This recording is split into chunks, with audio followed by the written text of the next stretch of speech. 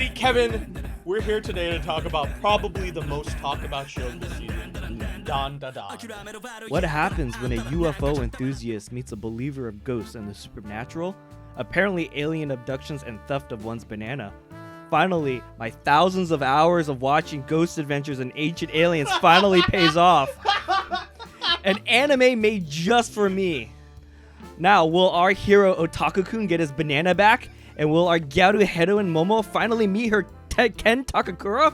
Only time will tell. And I do speak fucking English. Do you want to start it off? I gotta first give props to the OP. That OP It's good. First time you see it, it is so mesmerizing. It got creepy nuts with the dan da dan dan da da. Yeah. You know, they knock it out of the park with their music. I love the first like few seconds of all the characters mugging it to the camera. Yep. And the color palette that they use. The OP does a great job at showing like the when Ken has the Turbo Grandpa's power, his running around and like the blurriness of the lines. I always think of Princess Kaguya and her running through the doors. Yeah, with the kimonos. With the kimonos, yeah. So I love it whenever a show really uses that sort of frenetic energy. Of animation. Yeah, it's so great. So I caught it in the theater. So I basically had the I did not watch this from home. I watched it in the theater as basically a mini movie, essentially the first 3 episodes. I thought the first 3 episodes blended together very well, so it didn't feel like, oh, I'm watching 3 episodes that are connected or pasted together. It felt like I was watching a hour and a half film. Obviously the ending is a cliffhanger, but yeah, I mean, I think that the experience of watching it on the big screen always will put you in awe. Obviously, it's not like producer Nick getting to see it at AX in a big crowd, but I think seeing it on a screen for sure changes the experience a little bit, because I did go back and rewatch it, as just on the small screen, and it doesn't hit the same. I mean, I think overall it's an extremely interesting and unique project. But for me, it just doesn't really feel like a Science Saru project, I guess. Maybe I feel like this is a story issue where I feel like it doesn't feel like we've covered that much.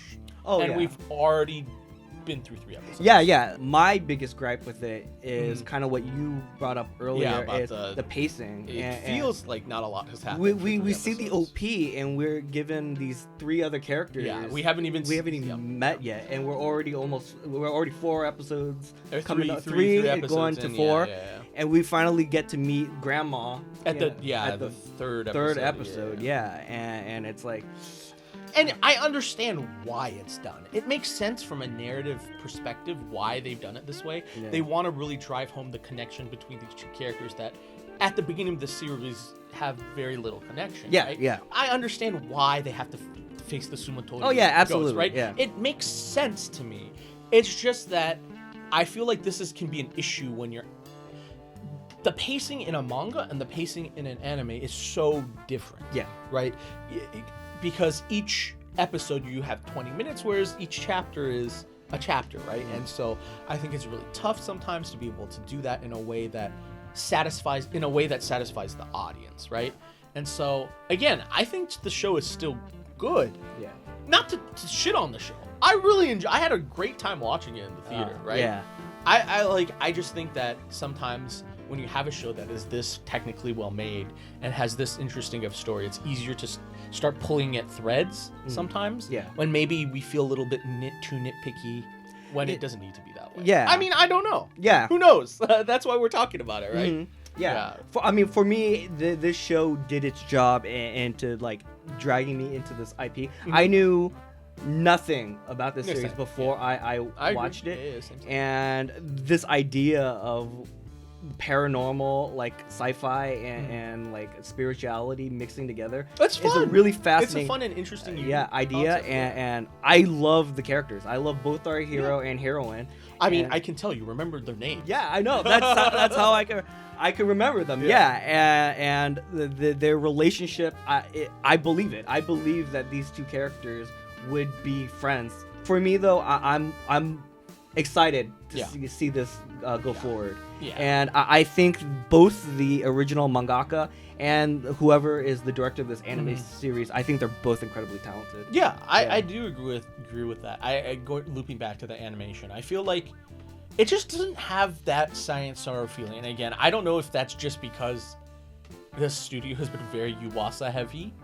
And so for me, I'm like, oh, it's like, I feel like all of the stories that I've watched through Science Saru up until now, they feel kind of unique and interesting on their own, you know? Yeah. And this one feels a lot less like it has that sort of, this Science Saru unique style stamp on it. I'm not saying it's bad. Yeah. This is it's great, right? It just doesn't have that little oomph. The movies, yeah. Okay, so movies is Lou Over the Wall, Ride Your Wave. Kevin said that like 8 times. The Night is Short, Walk On Girl. Oh, Inu-Oh. Oh, yes. Oh, okay. Those are the only movies off the top of my head. And those have very distinct looks. Yes. Mainly because like those titles itself, I think they're either original works or they're based on like light novels type of deal. While manga already has its own established visual medium. No, I agree, but also I'm gonna fucking activate my trap card on this. You've activated my trap card! Because if we talk about the actual series that Science Saru has adapted, they're still based on other properties, but they feel unique. Yeah. Like Eizouken.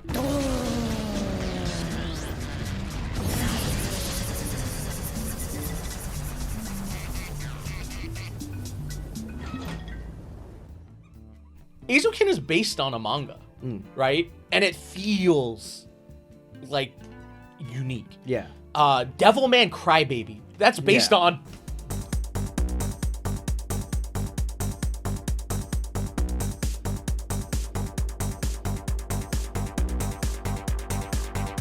They all feel unique from each other and also unique from everything else. Yeah. What I was going to ask is, do you think a studio like MAPPA would have been better off handling this IP, or Trigger?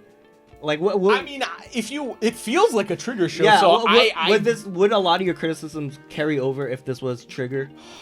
I mean, I just don't know. It's so vibes based.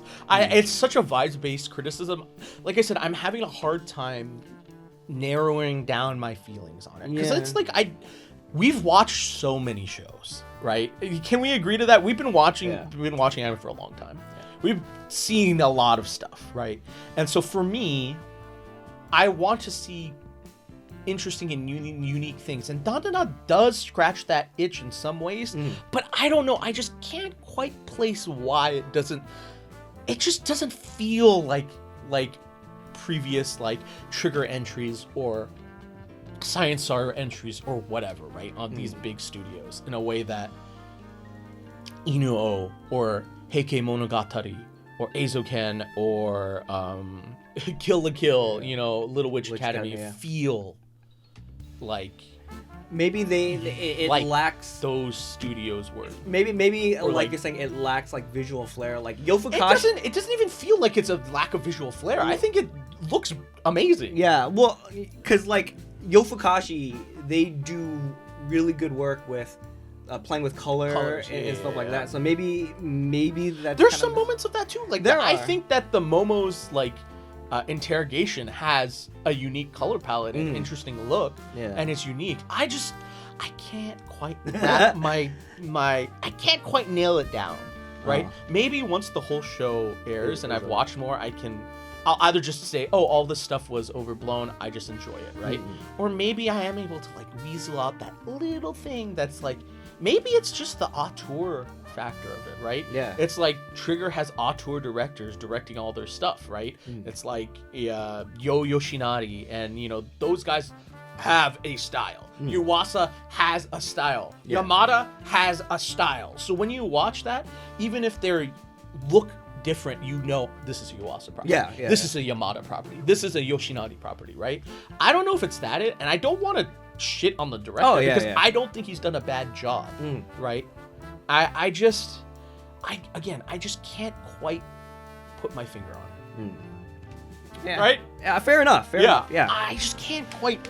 and it's not bad. I enjoy it. Yeah. This season sucks, so even more so, this show stands out, right? But it's just like I'm not as enthusiastic about it as you, and maybe that I don't know. Maybe it's just because you're fucking the Zach Baggins believer, you know? So, you know what? yeah, It's got two of my favorite things: Zach Baggins and Gyaru. yeah. Oh my Now God. we just need a Gyaru Zach Baggins spinoff. Oh God. Did you hear that?